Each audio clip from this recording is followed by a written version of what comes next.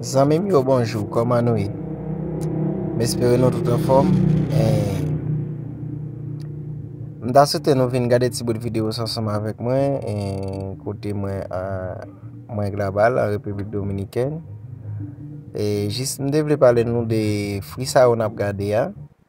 Sa se la mwen ki responsab yo. Bon, de ki sa nou vle pale de frisa ou, nou pase nap gade zoranj, nap gade lot se fruit tout malman koko bagay, men la pou mba la vo bien, la gen tout fruit honet, la gen zaboka, tout fruit honet, ki se gen tayo, gen tout kalite de yam ou ta bezwen, wap jen tout nan fik lan la, men ki ou pa wè ou nan video a, men ou la, paske mwen nik enregistre yon ti bout kon sa, mba fè telman long. Emyen, pou nou kontinye pale, e nap kontinye gade video avem, map desen avem nou an ba, la se tout zoranj genyen, e bon, met li pa jam deside vanyo, so ap gade ou la, se pou te a, fimi pou te a, jan konti ba la, e fimi, bab vanyo, se moun ki vini manje, katite sa ou ka manje, atake ou fin, dat yo pase ou fin tombe, yo pou yate. Pou nou pale bi plis, nou konen nan peyi nou, Haiti, te gen tout sa ou. Gen kek ti kote gen yo, men se pa menm java kou nan tan, ren ap gade, mba kon dupande moun kap gade, dupande zon nou ap viv, si se la vil, men an deyo kote m sorti, kote m grandi ya, la, te gen fwi, menm javek Republik Dominiken. Men, lop vin nan tasan ap viv konya la, pa gen yo.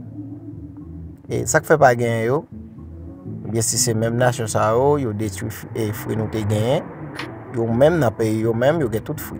Tout kalite fwi yo bezwe gen. So ap gade sa se yon baye ki kite an pil la, jan nan Republik Dominiken ki vile kakao. Yon Haiti gen kek ti kote, yo fe chokola avel, men pa tout kote gen.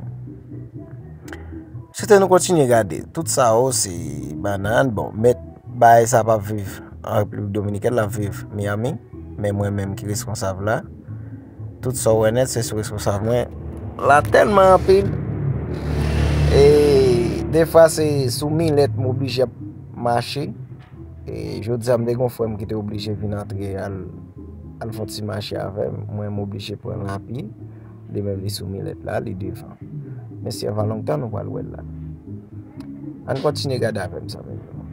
An ap gade nan peyi sa telman gen fwi.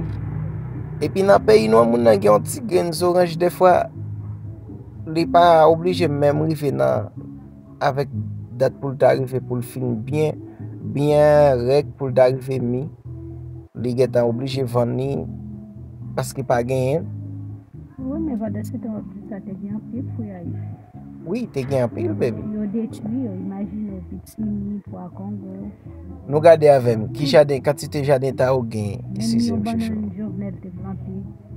Imagine yo entre yo detui, yo même yo pe yo ka fe banan ta ve di. Yo la ka yo sel men ka jouen. La ka nou va de gen. Oui. Ok, Haiti te gen pile lag. E wap gade la, tout sa wap gade la, wap sou video a bien avem. Wap gade tout sa se yon banan miskek plante la.